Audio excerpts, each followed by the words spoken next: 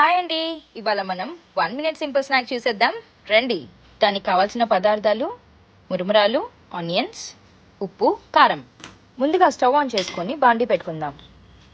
తర్వాతగా కొద్దిగా మురుమురాలు వేసుకొని బాగా వేయించుకుందాం.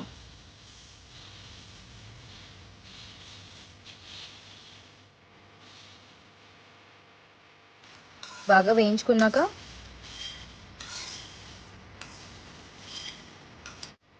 ఇప్పుడు కాస్త నూనె పోసుకోవాలి,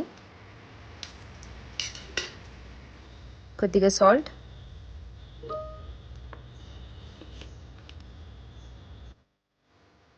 అలాగే కొద్దిగా కారం,